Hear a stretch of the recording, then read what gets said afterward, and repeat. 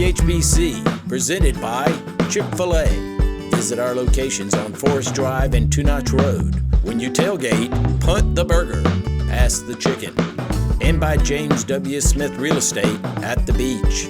Ask about our Gamecock off-season special. Coach, I want to start by asking you, your least successful team here at South Carolina was the 07 team at 6-6. Do you see any parallels to the struggles that team had to this team's had? Oh, not really. That team actually started off, 6-1, and we lost our last 5 games. Lost that overtime game at Tennessee, lost a heartbreaker here to Clemson. I think we had a 21-20 lead and couldn't make a first down and couldn't stop them. So that was a pretty good team that went at 6-6, really was. The team this year, obviously we thought we were going to be a little bit better, or the experts thought that. But we really, in the preseason All-SEC defensive category, we only had one player to make third team All-Conference in the preseason, Bryson Williams. So we probably, expectations were probably a little higher than realistically should have been. But other than that, we've been competitive. Gosh, we've been in every game except the first one. And, of course, we didn't hold the lead a couple times in the fourth quarter. But our guys, I think, are getting a little better as the season goes, and that's what you're supposed to do. Coach, you know, the fans and all are talking about this team. And, you know, I know you've said that you like to just keep the kids, you know, try to keep them up and keep them things. Is there any way that you can isolate them from all of the clatter that's outside, or do you even try? Well, I certainly don't listen to it, so I hope they don't. But it's a simple part of life that when you win, everybody loves you. And if you're not winning too much, you're going to hear some boos or some people that are upset. But that's just the way it is. And we tell our players, when you win, everybody on campus loves you. When we get beat, they might not love you quite so much. So just get used to that. Let's switch to the Auburn game now. And you talked a little bit about the wives of the coaches and all being very close and everything. Talk a little bit how is it hard to keep those relationships and all when you're playing, when you know you're going to play each other? Not too much. I think Ellis Johnson's wife, Caroline, keeps in touch with a lot of our coaches' wives. In fact, my wife, Jerry, they'll text each other every now and then and so forth.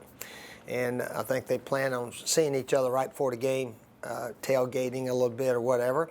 And they probably won't even talk about football. They'll talk about the kids and school and this, that, and the other.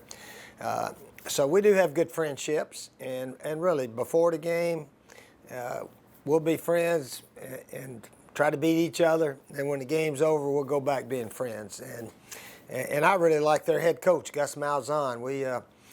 He and I and Hugh Freeze have played golf together before the SEC meetings in Destin each of the last 2 years.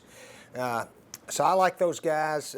We have a lot in common in that we're both, all three of us are offensive coaches and call the plays and so forth. So we sort of get along very well. You know, and Coach Malzahn mentioned earlier this week that, you know, you've influenced him greatly. Have you ever thought about how many coaches out there have tried to emulate what you do and how you do it? Well, I've heard several of them tell me, Coach, I wear the visor because you did. And so that's always flattering that it's a compliment that they said, hey, that guy on the sideline calling the plays wears a visor, maybe I will too. But it is interesting that a lot of these coaches, like Gus Malzahn and Hugh Freeze, came up through the high school ranks. They were high school coaches and then maybe got to be an assistant coach somewhere and then a head coach. And certainly good coaches come from everywhere. And I think it's neat that there are some head college coaches out there now that were excellent high school coaches, and it shows that you can advance through the high school ranks also. And Malzahn actually even brought on another one this year in Bobby Bentley, who's just kind of really on the offensive staff. And he said the same thing. He said that he thought he was going to be a good college coach one day. Is there a reason for that? Do they get better seasoning at the high school level? Well, coaching's coaching. Getting your players to play at a high level, fundamentals and all that, and get them motivated to play is it's called coaching. And I think Bobby Bentley made a good move. He wants to get into college coaching and got an opportunity to go there as a sort of a quality control assistant analyst type guy. And he may get an opportunity real soon to be a assistant at some major college. And you know, was there, to his point of saying Malzahn was saying he seasons himself after you? Is there any coach that you modeled yourself after coming up when you were starting to get in the coaching ranks, or as you've gone along in the coaching profession? Oh, I didn't really try to model anyone, but the coaches I really liked, probably the one NFL coach was Bill Walsh, the San Francisco 49er head coach that called the plays. And when I got into coaching as a quarterback coach, you know, calling the plays, well, heck, that's what I did in high school and in college. And nowadays, I think Peyton Manning's the only quarterback that calls his own plays pretty much. But that's what we did back in the 60s and 70s and so forth, is that they let the quarterback call the plays. So that's what I did. And, of course, Bill Walsh of the 49ers, he was the head coach, did the same thing, had tremendous success out there.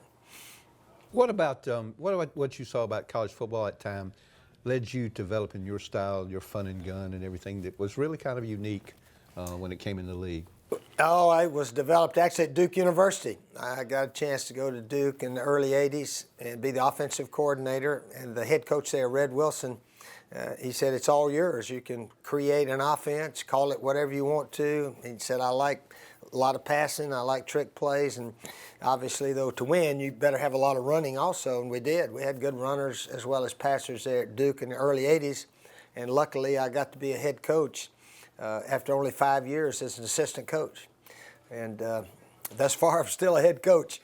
But so I was very fortunate. And I tell people all the time that whatever kind of coach I became later, I learned at Duke University, because Duke's a school that obviously wasn't a strong football program in the early 80s, but we had a couple of winning seasons. And our offense did very well. I had really good players on offense. Defensive kids weren't quite as big and fast as what we played against, but they played their hearts out.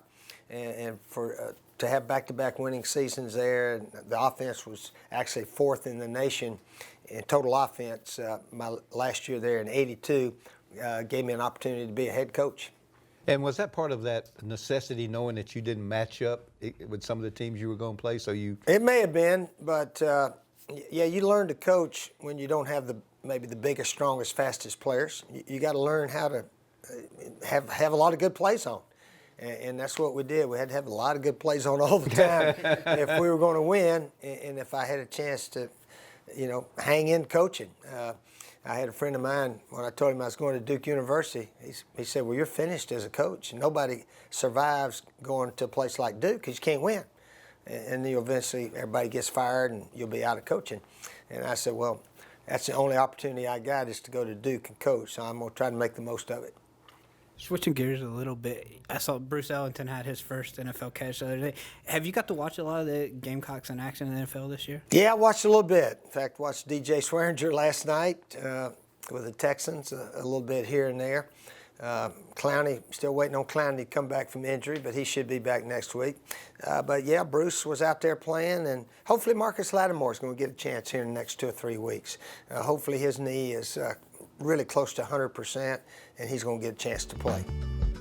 Off the Field with the HBC, presented by Chick-fil-A. Visit our locations on Forest Drive and Two Notch Road.